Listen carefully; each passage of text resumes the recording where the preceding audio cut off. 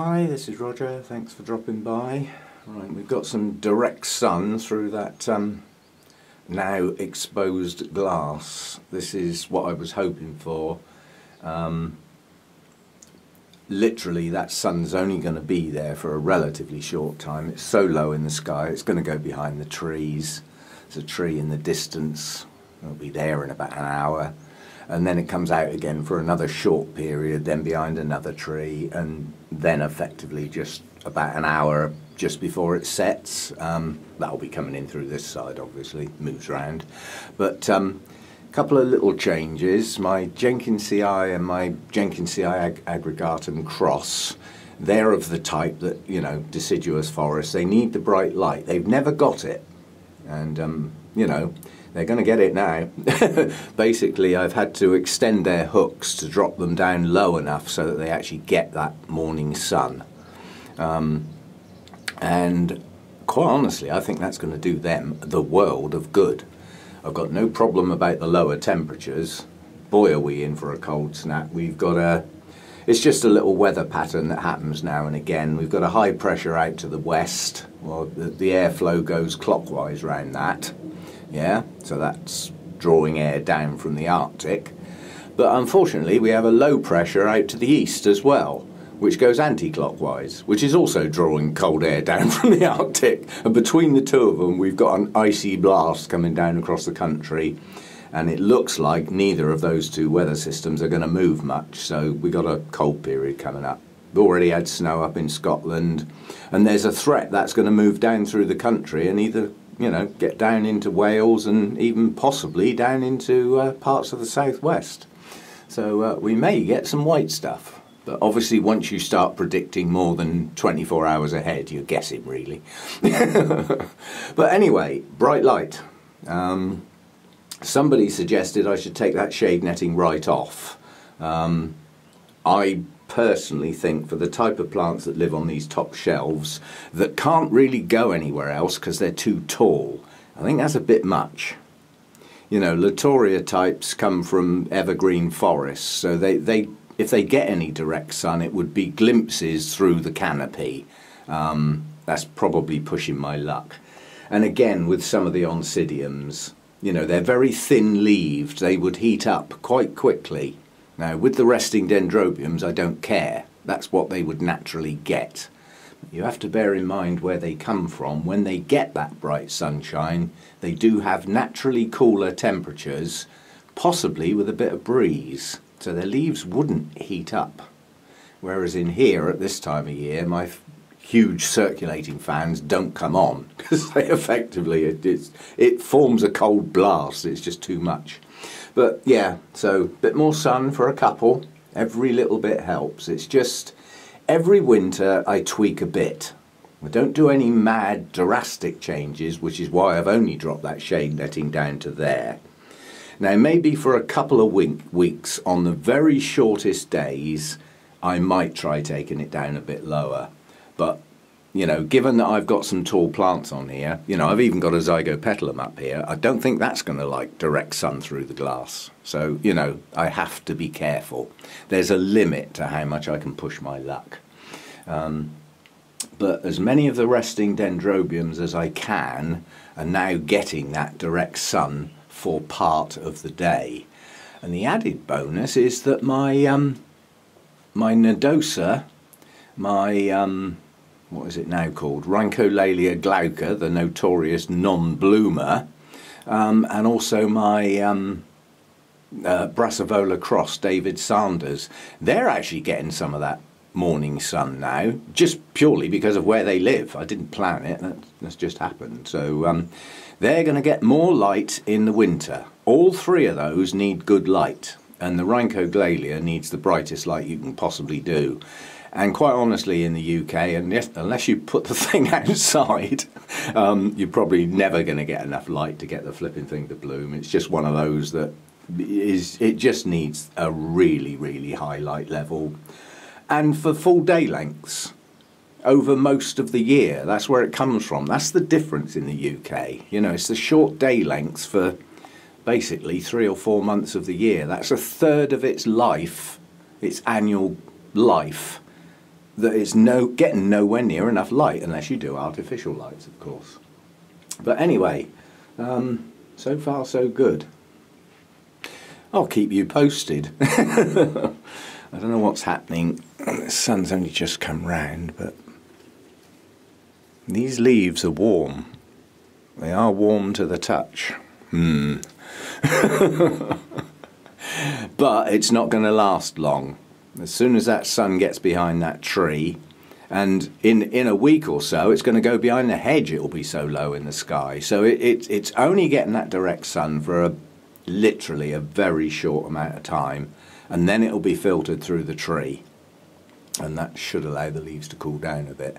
I don't want them heating up too much, because while they're resting they don't get a lot of hydration, obviously. That's part of the rest, and they could start desiccating simply because if the leaves warm up, the transpiration rate's going to increase, and they will use up their hydration quicker. Well, okay, I can put a bit more in, I can compensate for that. You know, if I start seeing the canes getting a bit desiccated, then I'll put more water in. Only tiny little bits, but perhaps just a little more often, because the last thing I want to do is get them soaking wet. But we'll see how we go. Every winter, a little change, something a little bit different. As I said, I've never taken that shade netting off before, so it's a little worrying. You know, I don't want to do more harm by trying to do good. I know the cattleyas are loving this extra light. You know, they're loving it, but there are other things that can quite honestly do without that direct sun on them. So I've got to be careful. If you look at that little shelf, that's through the shade netting. And you can see that's quite bright, filtered light. That's not enough to heat the leaves up, so I'm okay with that. But I don't want to push my luck too much.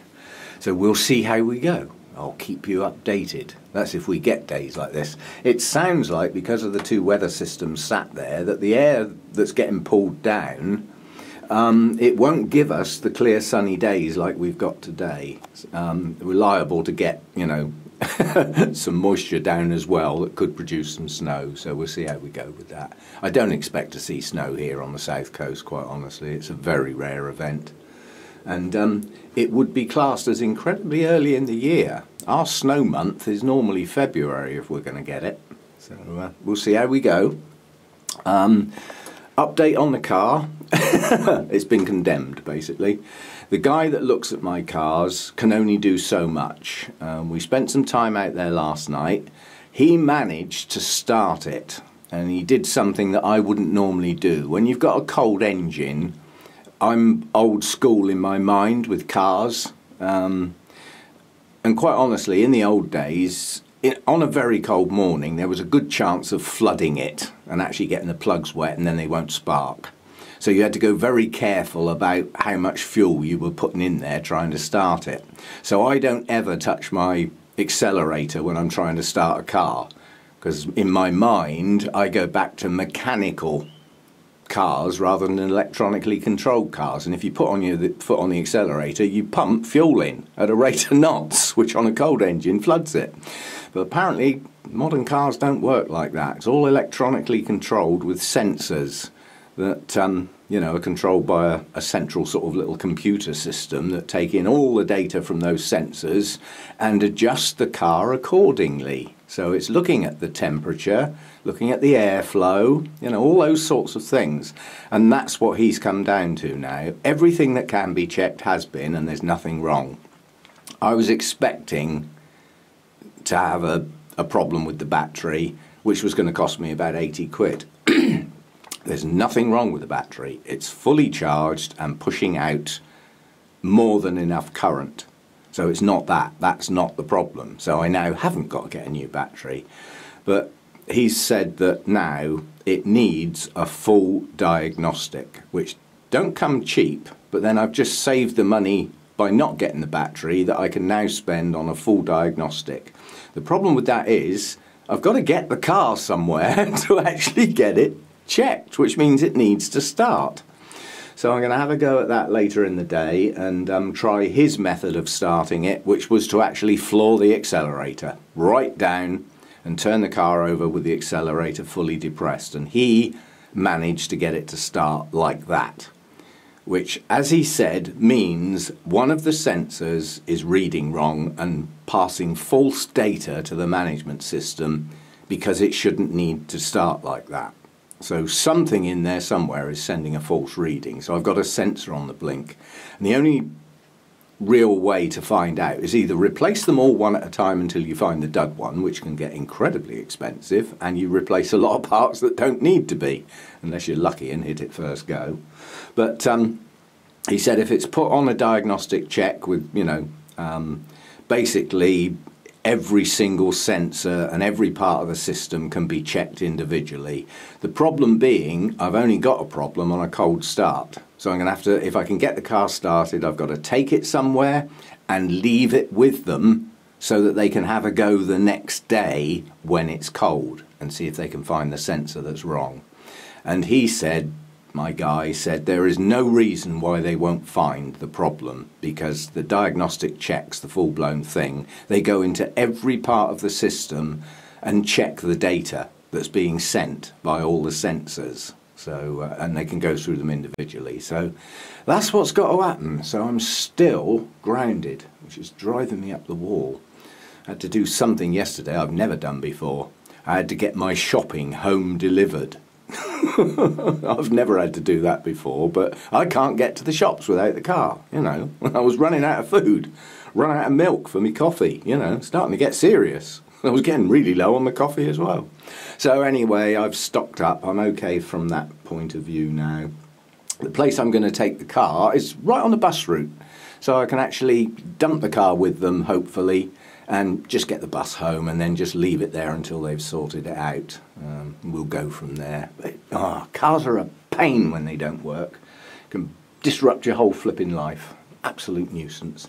Well, I'm not going to film anything else. I just wanted to chat about that shade netting, and I've only moved 2 plants. I've had to move my air plants out the way because I needed more hanging space on that wire, and the two the Jenkinsii and the Jenkinsii Cross, their hooks were too short, so they were too high up to get that sun, so I've extended their hooks so that they hang a bit lower and they can take full advantage of that. That one up there, that one is on quite a large mount, but it naturally hangs back, so by hanging that one straight down, that's getting the light. And then again with this one it hangs back, so that one's out in the light as well. So that's 2 dendrobiums that are going to get a winter that they've never had before. And in the spring we'll find out whether it worked. See you next time.